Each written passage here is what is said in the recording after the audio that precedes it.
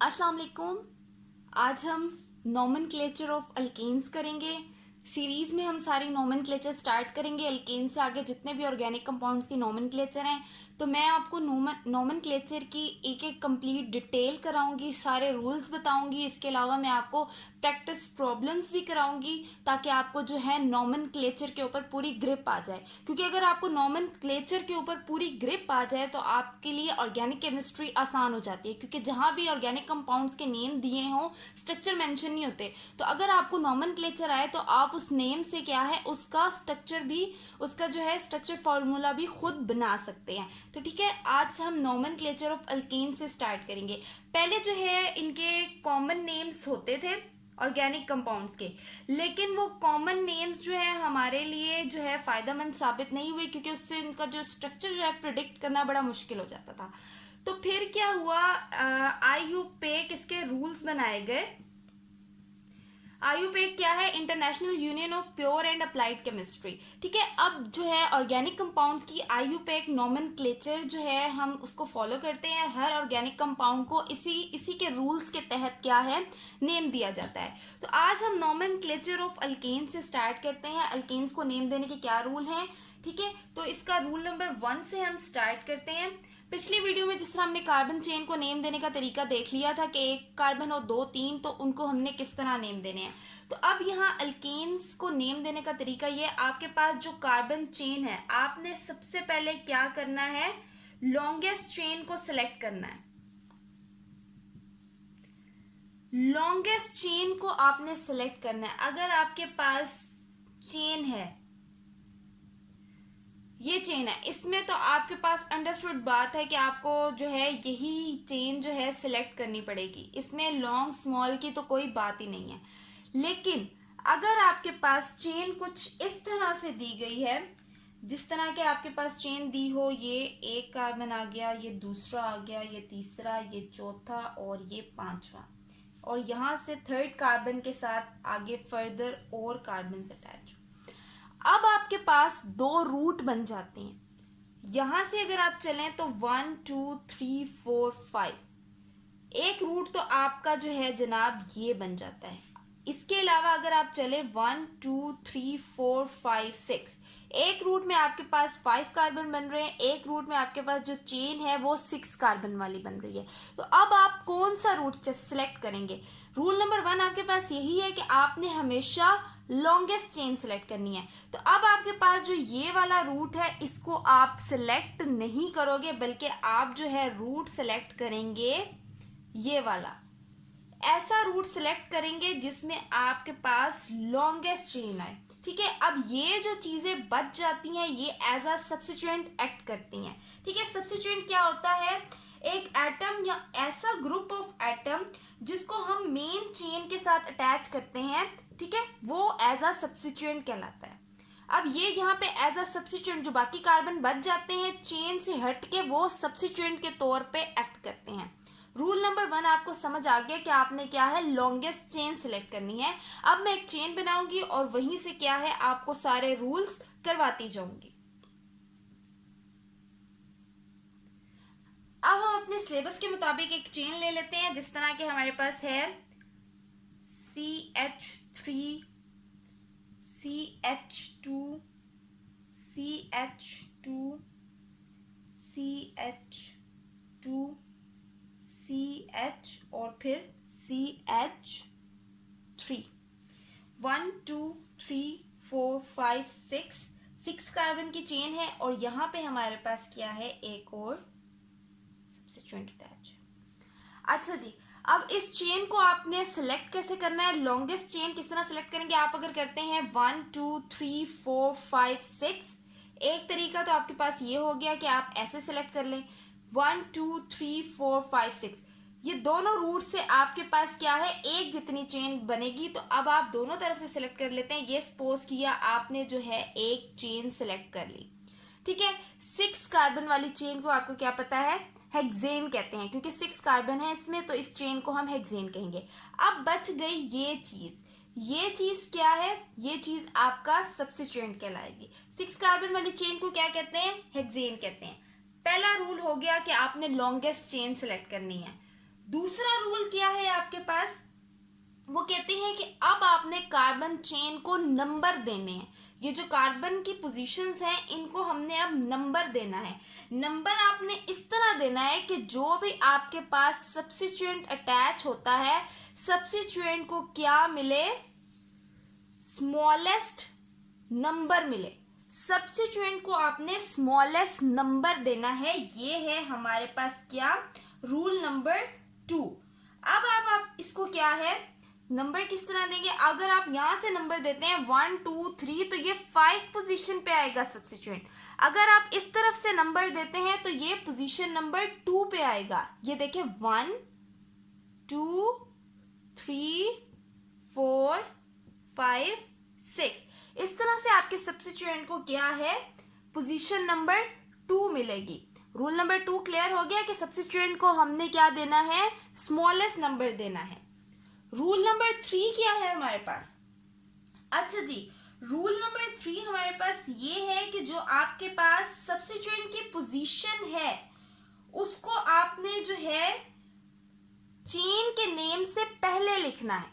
जिस तरह की ये 6 कार्बन वाली हमारे पास चेन हेक्सेन है, हेक्सेन हम बाद में लिखेंगे, पहले क्या है, हम सब्स्टिट्यूएंट नंबर लिखेंगे। ये चेन जो है हमारे पास ये पेरेंट चेन है, पेरेंट चेन को आपने बाद में लिखना है और सब्स्टिट्यूएंट की पोजीशन को क्या है, आपने पहले लिखना है। कैसे, ये सब्स्टिट्यूएंट क्या है आपके पास, जस्ट 1 कार्बन वाला है। मैंने आपको बताया था 1 कार्बन वाले को कहते हैं मीथेन, और मीथेन जब एज अ सब्स्टिट्यूएंट एक्ट करे तो ये ANE रिप्लेस हो जाता है किससे, YL से, तो ये बन जाता है आपके पास मिथाइल। अब इसको नेम आपने इस तरह देना है कि इस चेन में ये मिथाइल है नंबर 2 पोजीशन पे अटैच।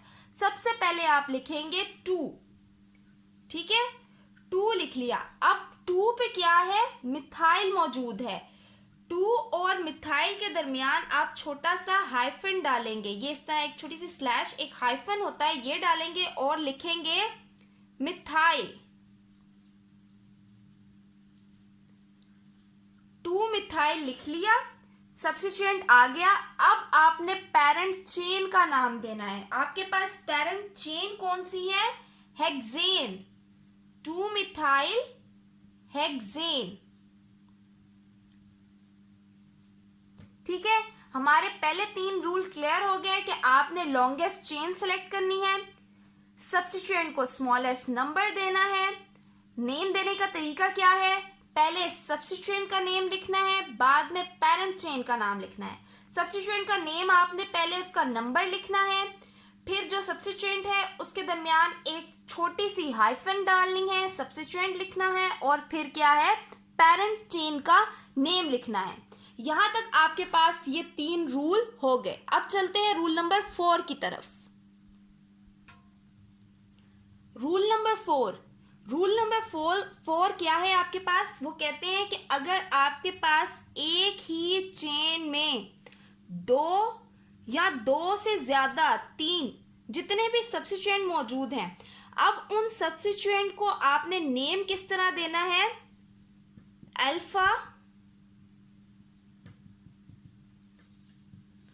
अल्फाबेटिकली नेम देना है उनको। अल्फाबेटिकली नेम देने का क्या मतलब है, पहले ए वाले, फिर बी वाले, फिर सी वाले, यानी कि आपने जो अल्फाबेटिकली पहले आता होगा उस सब्स्टिट्यूएंट को पहले देना है, और जो बाद में आता होगा उस सब्स्टिट्यूएंट को आपने बाद में नाम देना है। जिस तरह के हमारे पास यहाँ पे अगर एक चेन हो CH3CH, इसके साथ CH3 हो, फिर हमारे पास CH2CH3 और यहाँ पे हमारे पास CH2CH3। अच्छा जी, अब ये चेन देखें, अगर आप इसको सिलेक्ट करते हैं 1 2 3 4 5 6, 1 2 3 4 5 6, आपके पास 2 रूट है, एक रूट ये वाला है, एक रूट ये वाला है, दोनों तरफ से सिलेक्ट करें तो आपके पास 6 कार्बन की चेन बनती है। जो भी आप सिलेक्ट करें। सपोज आप ये चेन सिलेक्ट कर लेते हैं, ये चेन आपने सिलेक्ट कर ली, ठीक है। Rule number 1 clear. दूसरा रूल क्या था कि आपने सब्स्टिट्यूएंट को स्मॉलेस्ट नंबर देना है। अगर ये भी एक सब्स्टिट्यूएंट है, ये भी सब्स्टिट्यूएंट है, अगर आप इस तरफ से नंबर दें 1 2 तो तीसरी पोजीशन पे आता है, इस तरफ से दें 1 2 तो दूसरी पोजीशन से आता है। तो आपने ये वाला नंबर देने का तरीका सिलेक्ट करना है। यहाँ पे 1 2 3 4 5 6, ठीक है। अब जो हमारा रूल है वो क्या है कि आपने अल्फाबेटिकली नेम देना है। पहले किसको देंगे? ये 1 कार्बन वाला मिथाइल कहलाता है, 2 कार्बन वाला इथाइल कहलाता है। अल्फाबेटिकली एम पहले आता है या ई पहले आता है? ई पहले आता है, तो हम इथाइल को पहले लिखेंगे, मिथाइल को क्या है बाद में लिखेंगे। अब इसको नेम देने का क्या तरीका बनेगा हमारे पास? हमारे पास कौन सी पोजीशन पे है इथाइल? 4 पे। हम लिखेंगे 4, फिर हाइफन डालेंगे। 4 पे क्या है हमारे पास? Ethyl, 4 ethyl. उसके बाद अगला सब्स्टिट्यूएंट हमारे पास पोजीशन नंबर 2 पे है। 2 पे फिर हम डालेंगे एक हाइफन, फिर हम लिखेंगे 2 के बाद फिर डलेगी हाइफन, और 2 पे हमारे पास क्या मौजूद है? मिथाइल।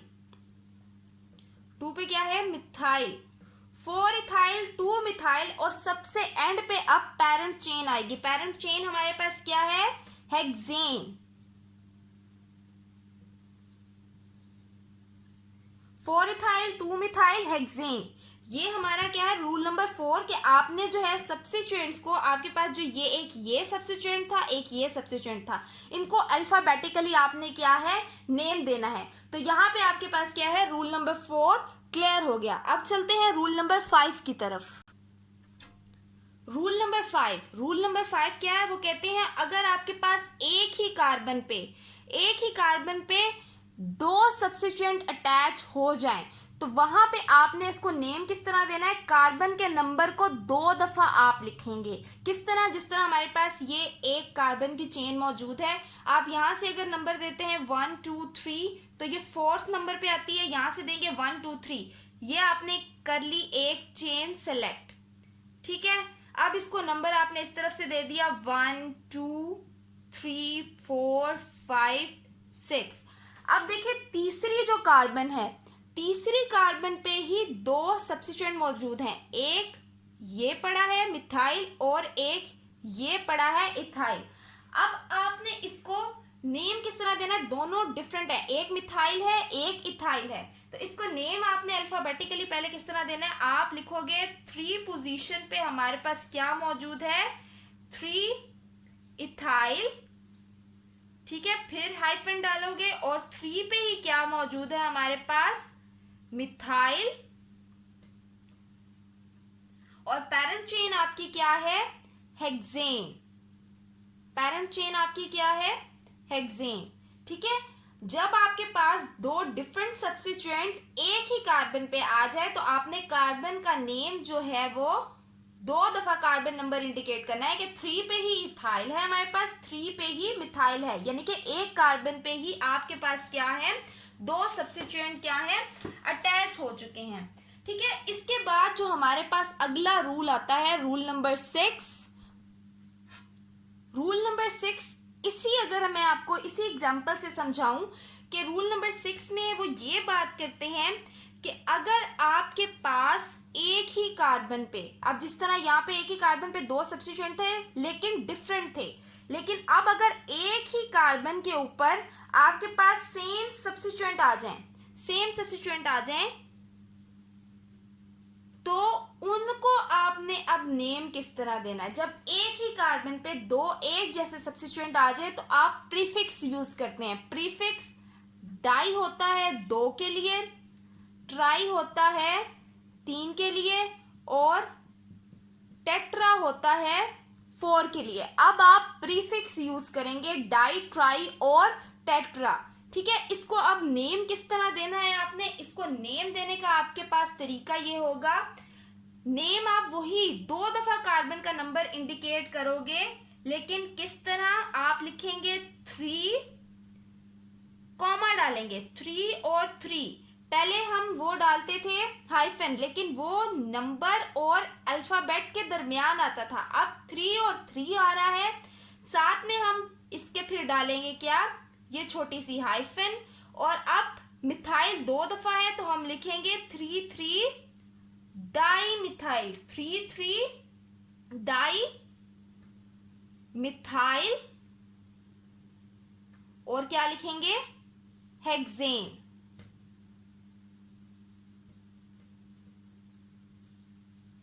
समझ आ गई।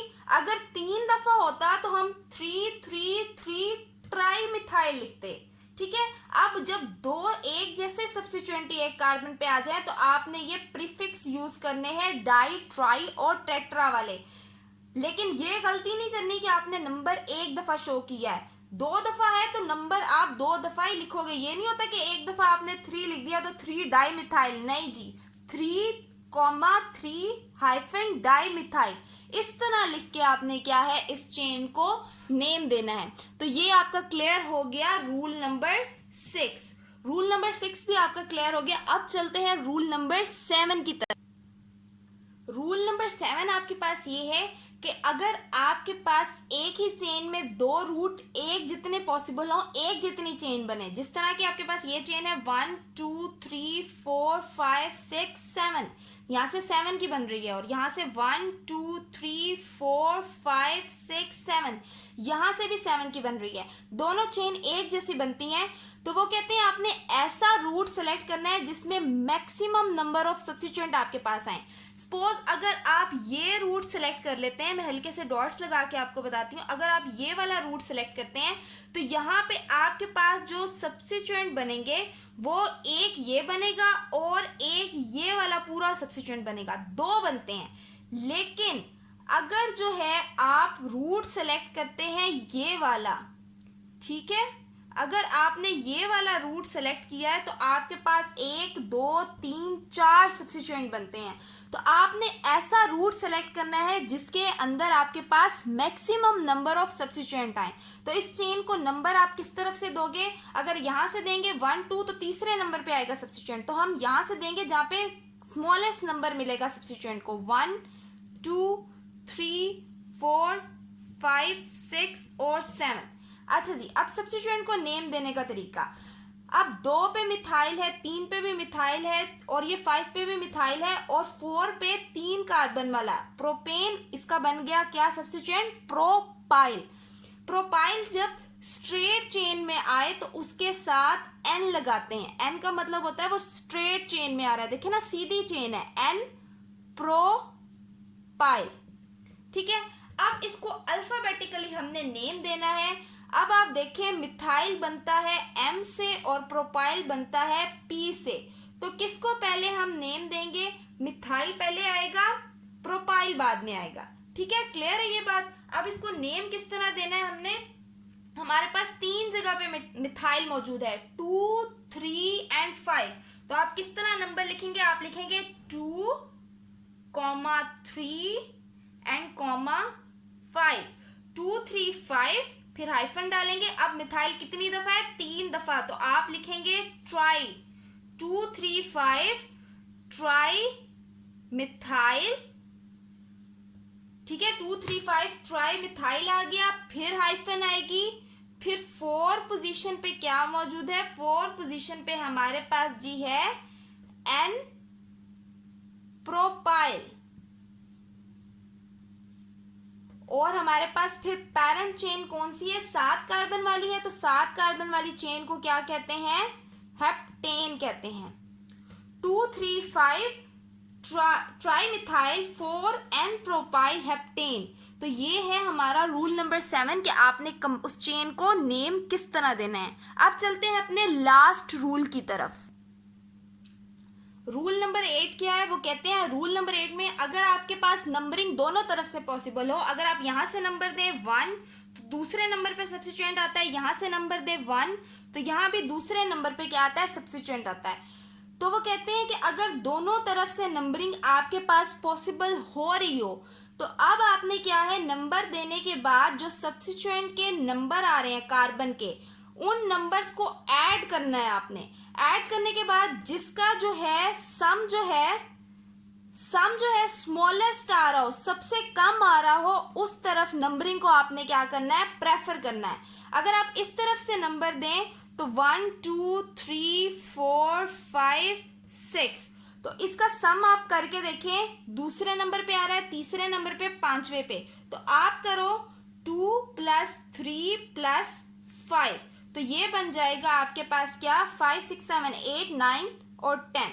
अगर आप इसको नंबर देते हैं इस तरफ से 1 2 3 4 5 6, अब ऐड करके देखें, 2 पोजीशन पे आ रहा है, 4 पोजीशन पे आ रहा है और 5 पोजीशन पे आ रहा है। 4 5 6 7 8 9 10 एंड 11, तो ये सम बन रहा है 11। तो आपने स्मॉलेस्ट सम की तरफ से नंबर देना है। स्मॉलेस्ट सम हमारा इस तरफ से बन रहा है, तो आपने नंबरिंग भी क्या है, उस तरफ से देनी है। तो आप नंबर दोगे 1 2 3 4 5 एंड 6। तो अब इस चेन का आपने नेम देना है। किस तरह बनेगा आपके पास बनेगा 2 3 5 2 3 5 फिर हाइफन, और बन गया आपके पास ट्राई मिथाइल। और पेरेंट चेन आपके पास कितनी कार्बन वाली है, हेक्सेन है, 6 कार्बन वाली, 2 3 5, और ये हेक्सेन बन गया। ठीक है, तो ये आपके पास था आपका लास्ट रूल कि आपने जो है अल्केन्स को नेम किस तरह देना है। 8 रूल्स थे। आई होप आपको ये सारे रूल्स क्लियर हो गए होंगे। इंशाल्लाह आगे जो है हम जाके इसकी प्रैक्टिस प्रॉब्लम्स भी करेंगे, ताकि आपको क्या है और अच्छी तरह क्या है अल्केन्स को नेम देना आ जाए। ठीक है, अगर फिर भी कोई मसला हो तो आप मुझसे ये बात कंफर्म कर सकते हैं, पूछ सकते हैं। Thank you for watching.